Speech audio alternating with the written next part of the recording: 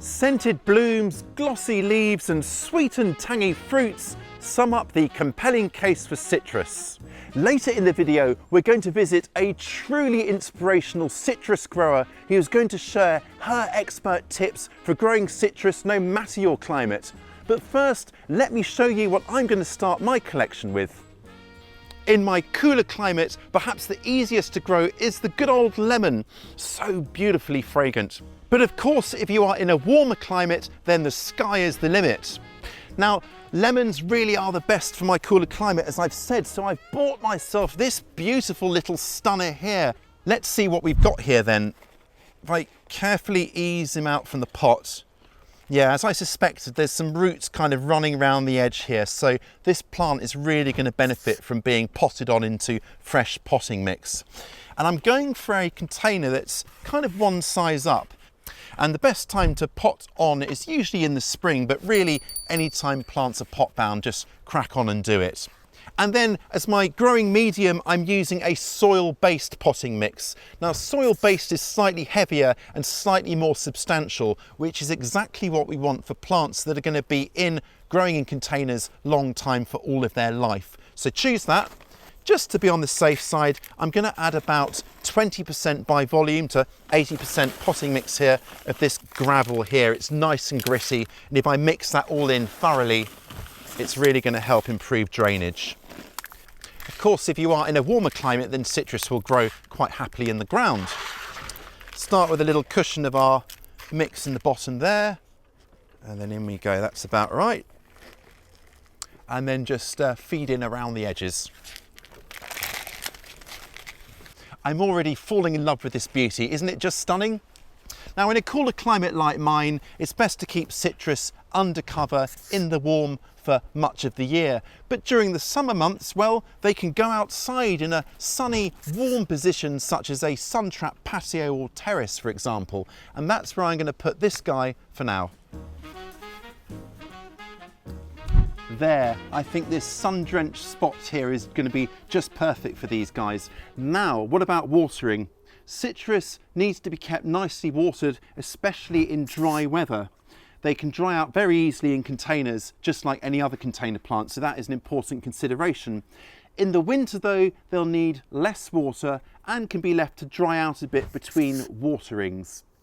You don't want to shock plants with very cold water, so perhaps bring it up to kind of room temperature before applying it. And like many plants, they prefer rainwater. The water can take a little while to drain through, but just make sure that it is draining out through the drainage holes and any excess water can escape. You don't want your citrus sitting in water because that really will harm the plant. Citrus are evergreens, which means they need nutrients throughout the year. A lack of nutrients will lead to lackluster growth, yellowing leaves and a dearth of flowers and fruits, which would be a massive shame. Now, plants growing in the ground, you can mulch those once a year with a good layer of garden-made compost and then follow it on with a general purpose organic feed regularly. But for my container plants, I'm going to need to take a different tack. They are completely reliant on me for all of their nutrients because they haven't got an extensive root system. During the summer months, I'm going to be feeding my citrus with a, well, would you believe it, summer citrus feeds. So this is good from mid-spring to about mid-autumn. Now this has got a slightly higher level of nitrogen, which is great for supporting all of this extra leafy growth that will happen during the warmer months. And then in the winter, I will swap to a winter citrus feed. And that is a more balanced feed, which will help support flower and fruit growth as well. And seeing as many citrus actually flower and set their fruits during the kind of winter months, well, that's perfect. Well, that's these guys good to go. Now let's head down to London to meet a citrus champion with a truly spectacular selection.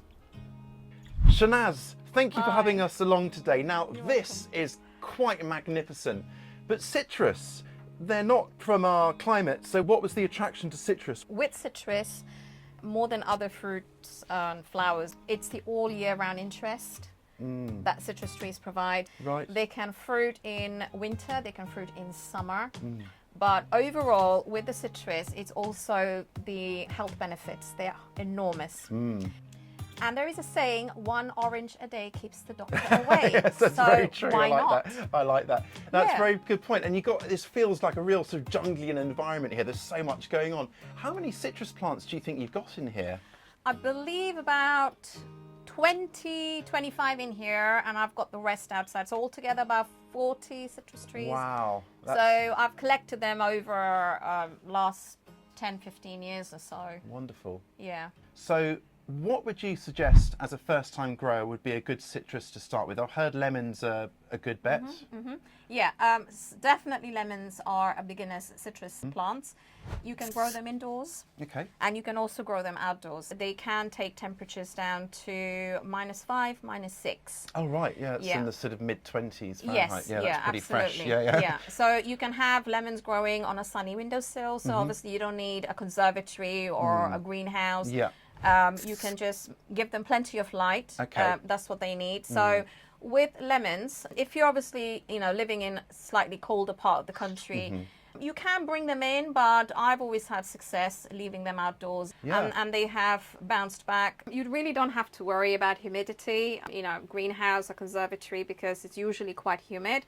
But if you are growing them indoors, it's beneficial just to spray the plants, or, if you just put it on basically in a saucer with some pebbles, that just provides the humidity around the tree or the plant. Yeah. Yeah. Yeah. And I see you've sliced one open here, Yeah, the lemon yeah. here. So that's not got any seeds in it. No, this is a seedless variety called Zagara Bianca. Right. So this is a Spanish lemon. So as you can see on that tree, I've got 2 lovely ones growing. Yeah, they look great, don't they? Yeah, and I've got little baby ones here. So this is the bud, Okay, yeah. flower, baby fruit, and that's a So maturing that illustrates fruit. your point of having the plant with everything on it all at the Yes, same time. Yeah, that's right, yeah, That's great. And you'll yeah. get a nice succession that way, of course. Yeah, because there is always lemons to harvest. So I haven't had to buy lemons for the last 6, 7 years. Wonderful. Love So it. I grow them organically, and whenever I need to, I just harvest. Wonderful. And it's really very, very juicy. So as you can see, this doesn't have any seeds at all. Right. So another interesting fact with lemons is that if you're in a slightly temperate, warmer climate, you might find lemons are ripe, but they still have the green color. Oh, right. It's the drop in temperature during winter that causes the yellow coloration. Oh, interesting. So Yeah. that is fascinating. Yeah, So the yeah. changing colours caused by temperature, Yes. not the ripeness. Yeah, Right. yeah. So the best way to check if your lemon, orange, whatever, fruits you're growing, if they're ripe, is you just press with your finger. So if there is leaving dents, then that is actually ready to be harvested. This is still not there yet. I'm going to check this one here.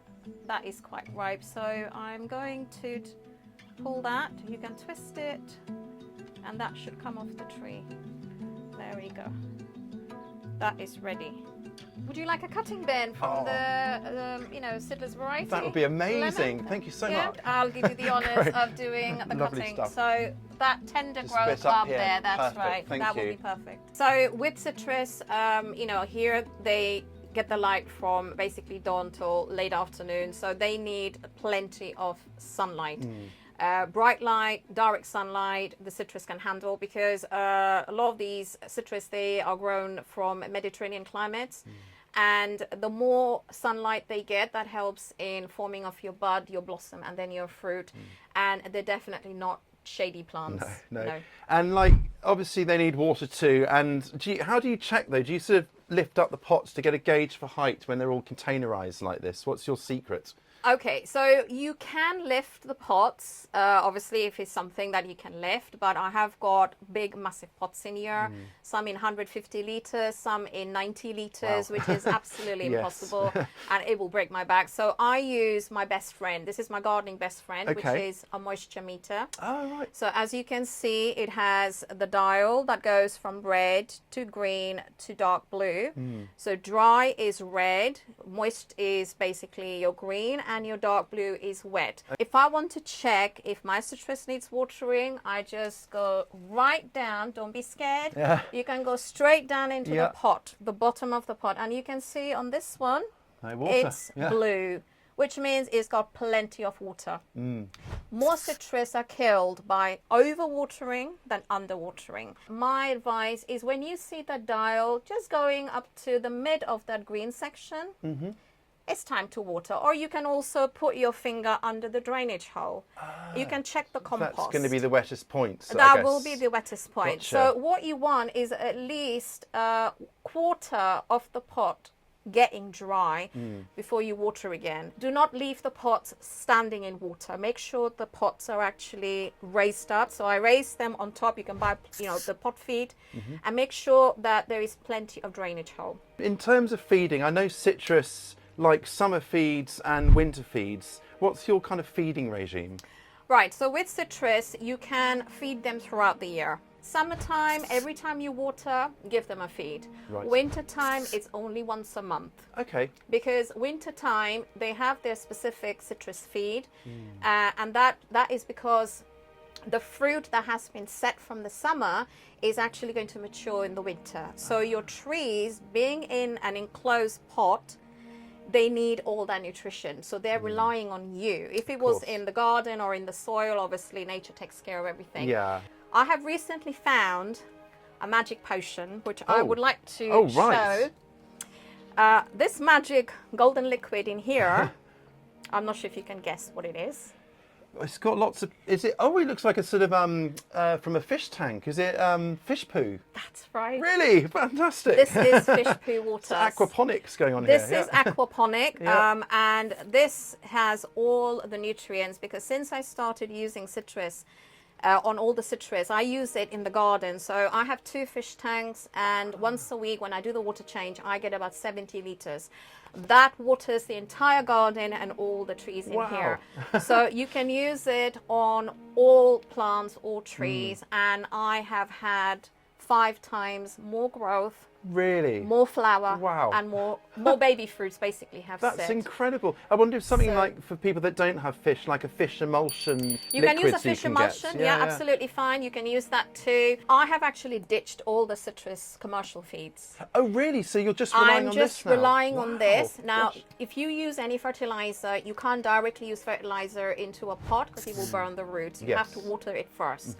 With this, I just water it as I'm normally watering, and it's feeding at the same time. Wow, let me have another look at this. This is... so this is basically magic elixir. It's a magic elixir.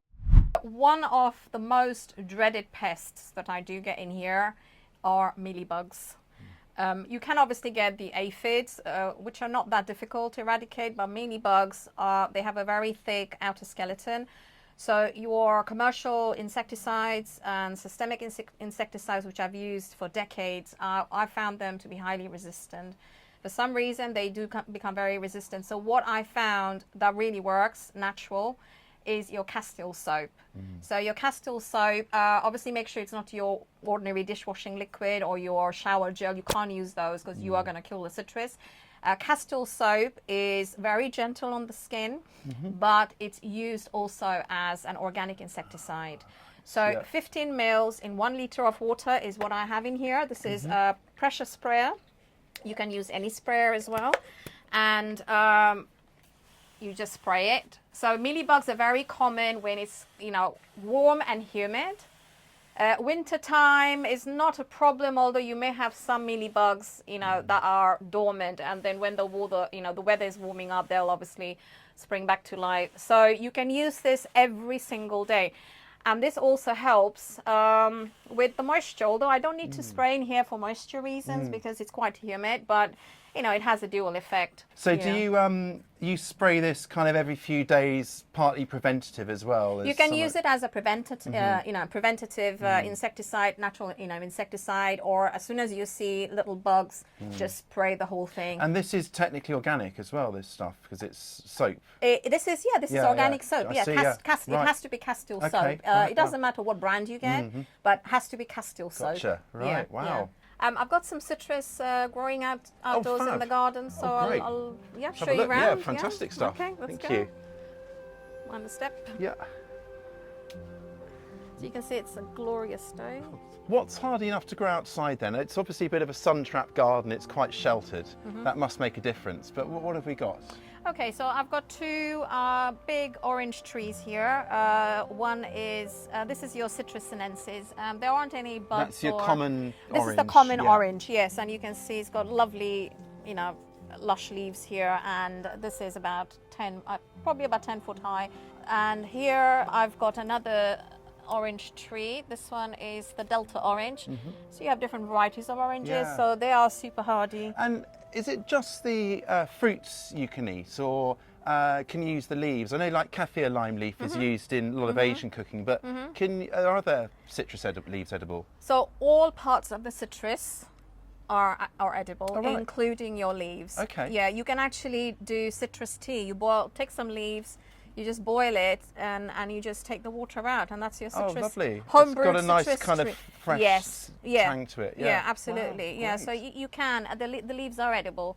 Beauty is when you just crush it, has that lovely smell.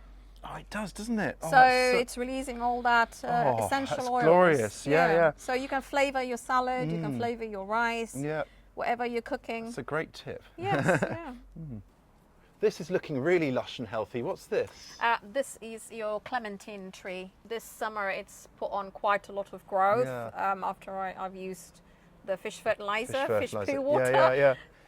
And again, this is very hardy as well. And you've got it growing like a standard tree, which is quite attractive. I mean, these are really ornamental plants, if nothing else, aren't they? Yeah. So even if you don't have fruits and flowers, it's just beautiful and lush and evergreen. Yes, that's important, isn't it? Yeah. So you can have evergreen growth wintertime outdoors in the garden. So a lot of the citrus, your lemons, your oranges, mandarins, clementines, you can throw them out in the garden. Yeah. But depending, again, if it's a very cold climate, you might have to, but they can take up to -5, -6. Yeah, wow. Some even take -10, -15. Wow. Kumquats. Right. Kumquat trees, yeah. Okay. Yeah, because they originate from China. Right. Jerry, come on, sweetie. Good boy. Step up. Hello. Hello, beautiful. Hello, this is Jerry. Hello, Jerry. Yeah. Hello, gorgeous. He's an African grey. Oh. These are my garden buddies. I have saved one last blood orange for you. Oh, wow. I feel special, thank you. Oh, you're welcome. I had to harvest the rest because if you leave them too long on the tree, they can get moldy. Okay, you don't want that. You don't want that, Yeah, basically, yeah. and then you end up losing the harvest. So I'm going to get this one for you, and we can cut it later. Great. It's an awesome colour, isn't it? It is a beautiful colour. So the tree is called sanguinelli, Citrus sanguinelli, and you have, this is the Moro orange. You have different varieties of the blood orange, but this particular one is Moro. So it is very, very deep red inside. Oh, wow. And you can Oh, see look at that. that's the colour. Gosh. Yeah. It's almost got striations to it, hasn't Yes, it? yeah. So I'm just going to juice that, and you can have a little sample. Oh, wow. I feel honoured you saved your last one for me. It's Well, like, they say the best one is saved for the last. Oh, yes. thank you.